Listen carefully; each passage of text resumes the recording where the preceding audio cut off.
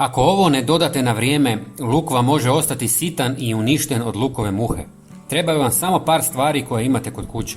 Znam, zvuči kao još jedan trik, ali pričekajte samo trenutak, jer ono što većina ljudi radi pogrešno je upravo razlog zašto im luk nikad ne naraste kako treba.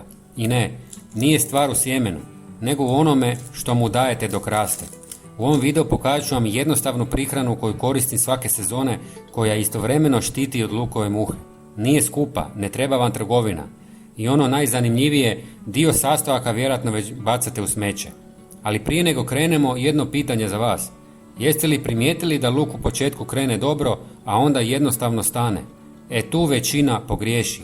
Biljci u tom trenutku trebaju prave hranjive tvari i to u pravom omjeru. Ako to pogriješite, nema rasta, nema krupnih glavica. Zato idemo na prvi sastojak i vjerujte mi, ovo će vas iznenaditi. Prvi sastojak je ljuska od jajeta. Da, ono što svi bacaju. Prepuna je kalcija, ali i drugih minerala koji jačaju biljku iznutra. Samo je dobro usitnite, što sitnije to bolje. I dodajte u pola litre vruće vode. Ako nemate dovoljno, prošetajte do najbliže slastičarne ili restorana. Oni to bacaju svaki dan u smeće. Ako želite brže izvući kalcij iz ljuski, dodajte žlicu octa. Drugi sastojak je nešto što vrtlari čuvaju kao zlato. Drveni pepeo. Jedna žlica je sasvim dovoljna. On daje biljci snagu, posebno zbog kalija koji je ključan za razvoj ploda. I evo male tajne. Mnogi ga uzimaju besplatno iz pizzerija koje koriste krušne peći i pepeo bacaju u smeće. Treći sastojak je kopriva, koju možete besplatno ubrati u prirodi.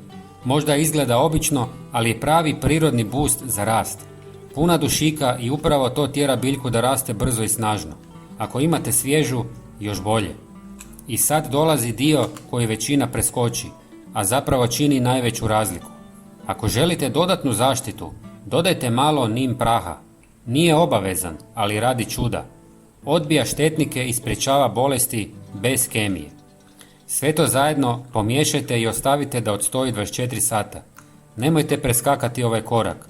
Tu se zapravo oslobađaju sve hranjive tvari. Nakon toga procijedite tekućinu, ali ostatak nikako ne bacajte. Zakopajte ga uz biljke. To je dodatna hrana za tlo. Dobivenu tekućinu razrijedite s 3 litre vode i zalijevajte 1 do 2 puta mjesečno. I sad dolazi ono najbolje. Već nakon par tjedana vidjet ćete razliku. Jači listovi, brži rast. I ono najvažnije, puno krupniji luk.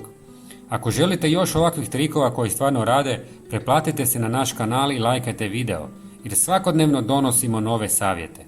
Hvala vam i pozdrav!